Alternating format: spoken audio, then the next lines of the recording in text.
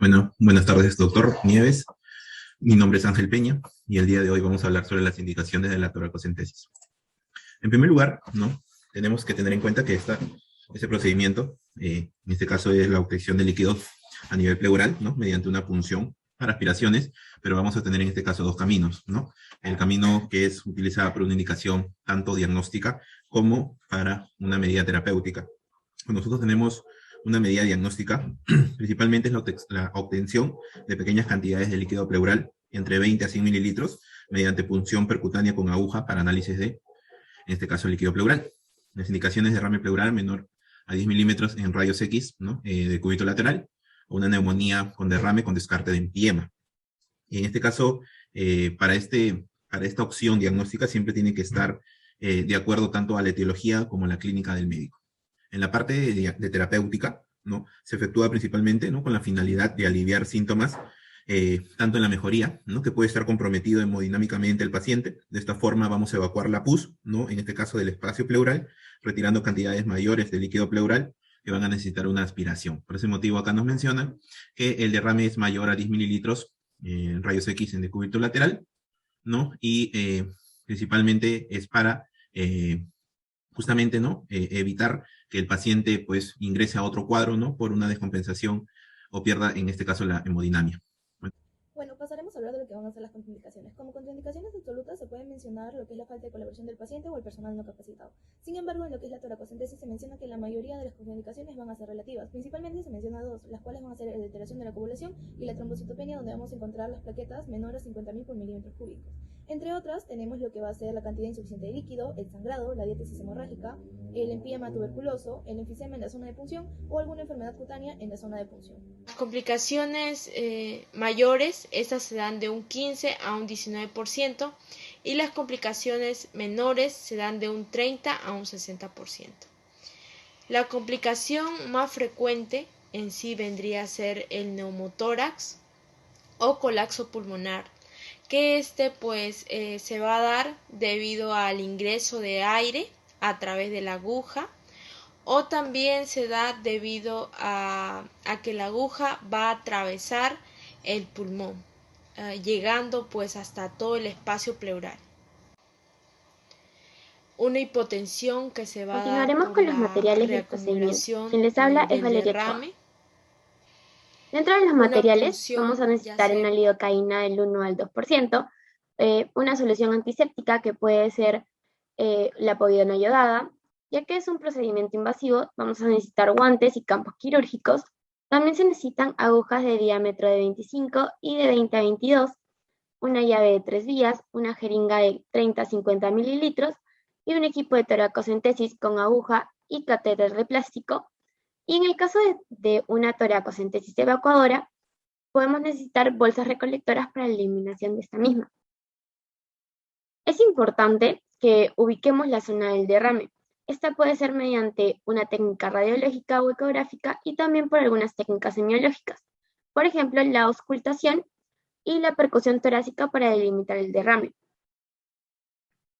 En la posición del paciente vamos a tener dos tipos de pacientes, aquellos que van a ser colaboradores y los no colaboradores. Dentro de los pacientes colaboradores, vamos a pedirle al paciente que se sitúe en posición sentada al borde de la cama, apoyando los brazos sobre la mesa y a su vez su cabeza sobre los brazos. Esto es para poder ampliar los espacios intercostales. Ahora hablando de los pacientes no colaboradores, a ellos se les va a posicionar en una posición de playa, se podría decir, en donde nos va a poder dejar ver la parte axilar. En esta vamos a delimitar una zona segura. Esta se llama así ya que nos aseguramos de que no choquemos el corazón. Esta va a estar delimitada por la línea axilar anterior, línea axilar posterior, el quinto espacio intercostal y la línea axilar media. Se va a punzar a partir de en la línea axilar media a la altura del quinto espacio intercostal. Ahora hablemos sobre el lugar de punción. Se dice que el lugar ideal de punción va a ser de la punta de la escápula, 2 espacios intercostales más abajo. Hay algunas consideraciones importantes anatómicas, que va a ser que la punta de la escápula va a estar a la altura del 7º espacio intercostal. Asimismo, que los pulmones van a llegar hasta el 10º espacio intercostal y que se tiene que tomar en cuenta de evitar punzar debajo de la 9ª costilla para evitar lesionar órganos abdominales. Ahora hablemos del procedimiento. Como ya mencionamos, es necesario situar al paciente, si es colaborador, sentado al borde de la cama, con los brazos descansando para que estén relativamente elevados y ampliar los espacios intercostales. Luego se tiene que determinar el nivel exacto del derrame mediante la auscultación y la percusión de la zona. Luego tenemos que ubicar el punto de inserción. Este se puede marcar y es necesario lavar el punto de punción y con la solución antiséptica. Esto lo vamos a hacer de manera espiral, es decir, desde el punto de punción vamos a ir abriéndolo en espiral. Luego se anestesia la zona con la lidocaína, que puede ser al 1 o al 2%, y se va a ir avanzando con la aguja mientras se aspira con la jeringa para evitar la administración en un espacio intravascular, hasta llegar al espacio pleural. Luego, para aspirar el líquido pleural, se va a colocar la aguja apropiada, que normalmente va a ser una aguja intramuscular, y esta se va a colocar en una llave de 3 pasos, con una jeringa de 10 mililitros en un extremo de la llave, y se va a avanzar por el borde superior de la costilla, aspirando hasta que se drene el líquido de la pleura. En caso de las toracocentesis evacuadoras, a la llave de 3 pasos se le tendría que añadir un sistema de drenaje para acumular todo el líquido que vayamos obteniendo. Y por último, para retirar la jeringa, hay que pedir al paciente que lleve a cabo una expiración forzada, de manera que se va a disminuir el riesgo de lesionar el parénquima pulmonar. Es importante también mencionar que en el caso de las toracocentesis evacuadoras, solo se pueden extraer de a 1.5 litros, ya que si se extraen más, podemos causar un edema agudo de pulmón. Ahora hablando de algunas consideraciones. Por ejemplo, nunca debemos insertar la aguja por debajo de la 9ª costilla para evitar lesionar los órganos abdominales, como mencioné al inicio. Asimismo, la aguja se tiene que desplazar por el borde superior de la costilla, ya que por el borde inferior se encuentra el paquete vasculonervioso. Y también se menciona que si al extraer el líquido del espacio pleural el paciente empieza a toser o sufrir algún tipo de dolor, debemos parar ahí. Ahora vamos a hablar sobre los criterios de Laic. Entonces debemos tener en consideración 2 procesos, uno que son los trasudados y otros que son los exudados, ¿no? A nivel fisiopatológico, entendamos que los trasudados tienen o están relacionados con la presión hidrostática y la presión oncótica, ¿no? Entonces tenemos un vaso, ¿no? Y la presión oncótica va a disminuir, por lo tanto sabemos que la presión oncótica jala agua. Si la presión oncótica disminuye, el agua va a crear un tercer espacio, por lo tanto eso es lo que se manifiesta clínicamente, ¿no?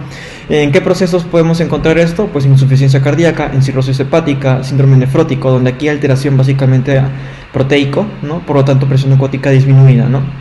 En cuanto al exudado, la historia es diferente, es por un proceso inflamatorio, ¿no? Entonces aumento de la permeabilidad capilar. ¿Qué es lo que pasa? De que tenemos células endoteliales, aumentan el espacio entre célula y célula y por lo tanto eso me ayuda a la extravasación, por así decirlo, de algunos elementos formes, ¿no? Por ejemplo, neutrófilos en la escala de la inflamación, ¿no? Entonces salen los neutrófilos. Ahora, ¿dónde puedo encontrar procesos inflamatorios? Pues en un principio pueden ser infecciosos, pueden ser malignidad, cualquier neoplasia, enfermedades autoinmunes, ¿no? Y pues traumas que lógicamente también cursan con inflamación, ¿no? Ahora, hablando netamente de los criterios de Laic, tenemos que tener en consideración las proteínas, ¿no? El LDH y el LDH solamente a nivel pleural, ¿no? Tanto proteínas en estos 2 casos, pues se hace una división, ¿no? Un ratio entre el nivel de pleura y los valores a nivel sérico, ¿no? Entonces, de forma muy sencilla, yo lo recuerdo así: 0.5, 0.6, ¿no? Y finalmente 2/3 del límite superior del valor normal. Entonces, frente a cualquier de estos criterios, ¿no? Que sea positivo, yo diré que estoy frente a un exudado, ¿no? Ahora, algo muy importante también aquí, por ejemplo, es la glucosa, ¿no? Que también se puede pedir glucosa. Es sugestivo de un proceso exudativo, un proceso inflamatorio infeccioso, ¿no? Porque las bacterias, ustedes saben que algunas de ellas consumen glucosa. Por lo tanto, si yo tengo menos de 60 miligramos por decilitro, podría ser sugestivo de un exudado.